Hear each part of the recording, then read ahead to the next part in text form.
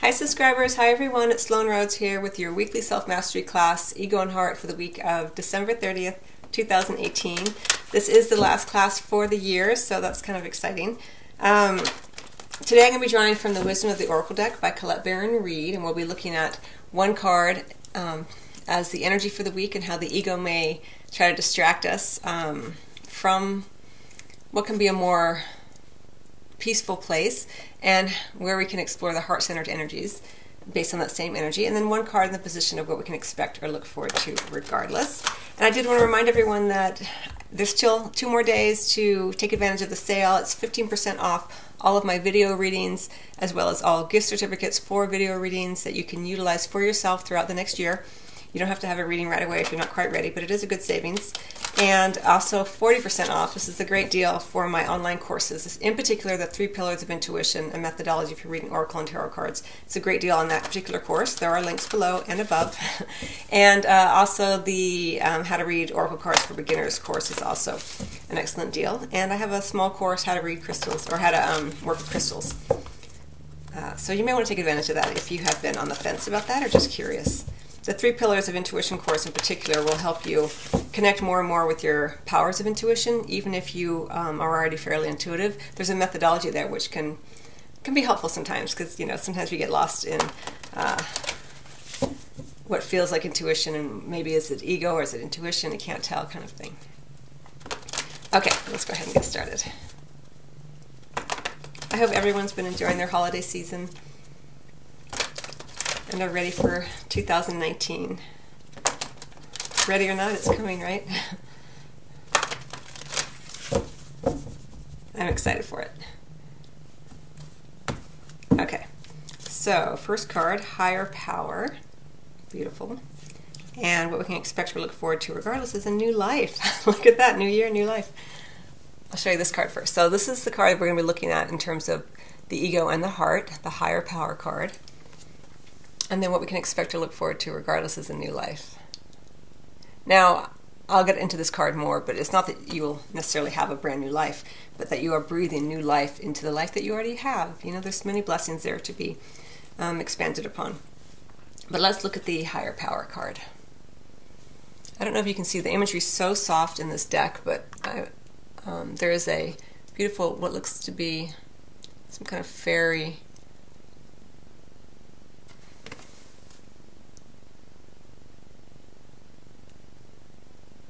Okay, so I don't know if you can see it, but there's an image here of, it looks like a man or a person, and then above them is what could be a fairy or an angel, and the angel has a key at the 3rd eye. So the ego, as I talked about even with the 3 Pillars of Intuition class, sometimes the methodology can be helpful because we can start to second guess our intuition. Is that my ego? Is it just my secret desires, my unconscious desires, or is it truly what I'm intuiting? And with the higher power, in terms of the ego, that can become an issue. But even more importantly than that, as I feel this for the ego doesn't want to give over to a higher power. The ego wants to see the evidence. The ego wants to know that the ego has control.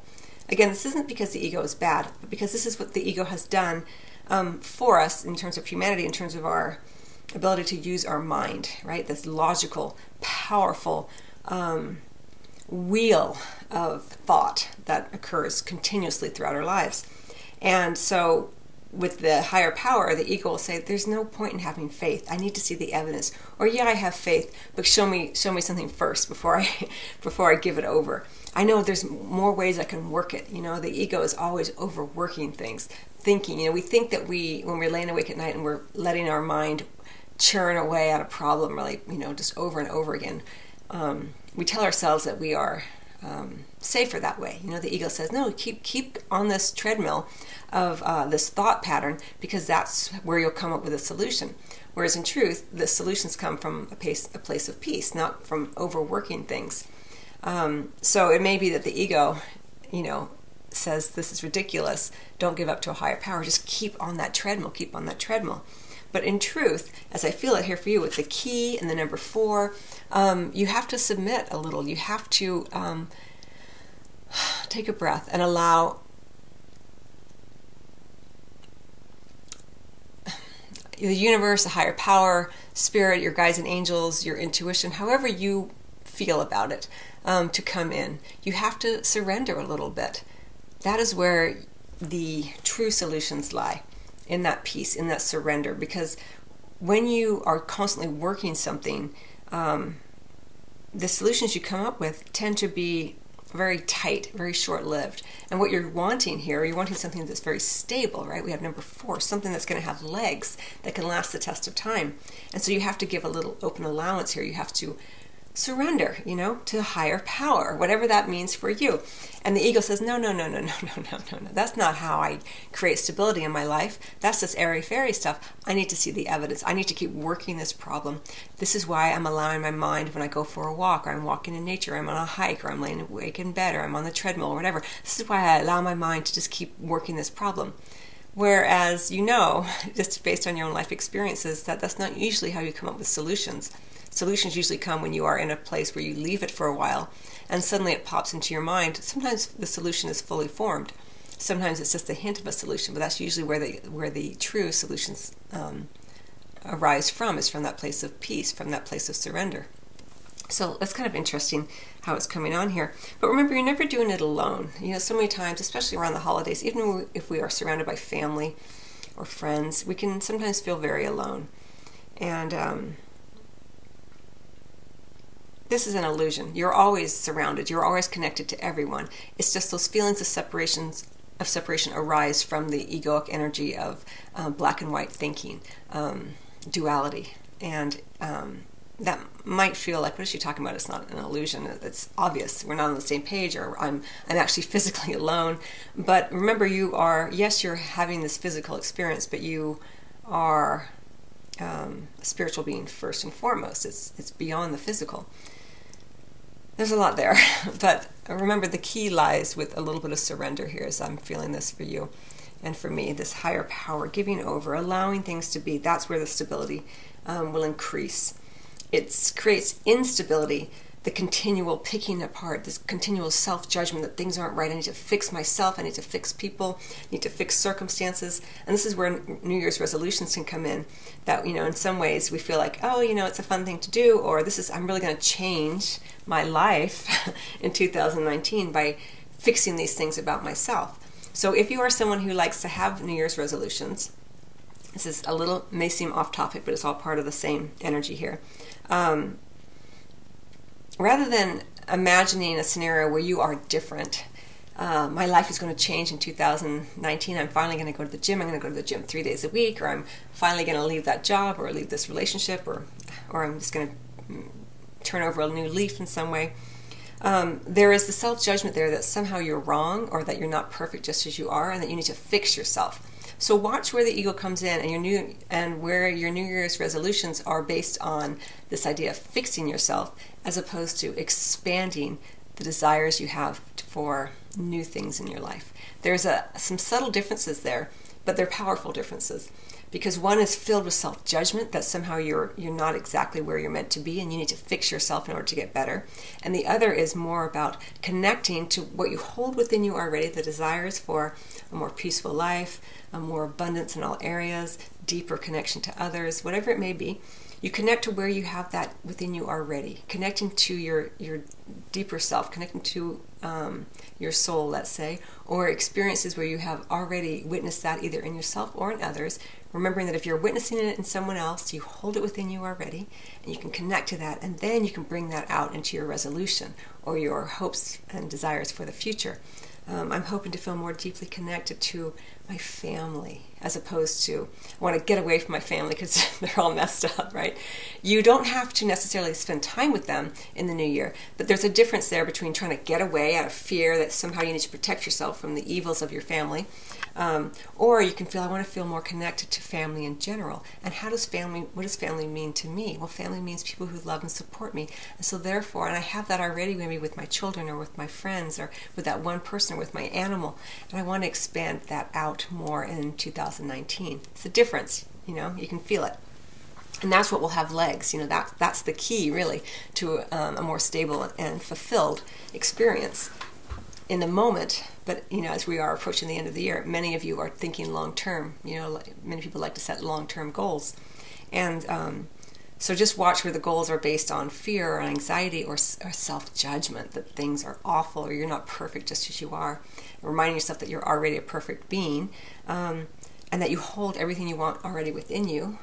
Then you can expand that out in a way that feels more gentle to your heart, and that isn't filled with so much self-judgment or fear and anxiety. And what we can expect or look forward to regardless is this beautiful new life. You can see she's stretching, she's arising, she's welcoming in a new dawn, a new day, a new life, right? And this can be done, as you've heard me say before, in any given moment, when you are through your own awareness and consciousness of self, your own awareness of where your thoughts are and where you connect more to the heart-centered energies of openness, expansion, perfection, if you will, right? And so just being aware that your thoughts are coming in begins to create new life in terms of your awareness and consciousness of who you truly are and what you're truly desiring. But of course, for many of you, it'll be like 2019, right? It's fun. It's exciting to think about a whole new year. But you can begin that at any time. So don't set yourself up for disappointment in that way.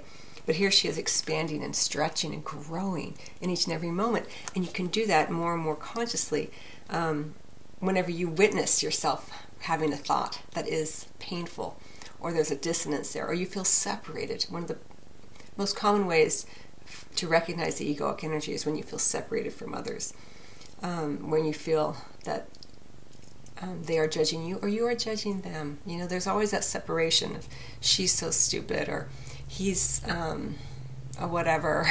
If you find yourself doing that, remember that there's parts of that is allowing yourself to hold judgment for your own actions, for your own self, that somehow your experiences aren't right and that they are somehow wrong and you are somehow right. Whenever, it's not that you can master it right away, but just bringing awareness, consciousness around it with self-love as opposed to judgment of self, like, oh, there I am gossiping again or whatever it may be. You can bring the self-awareness of, look at that.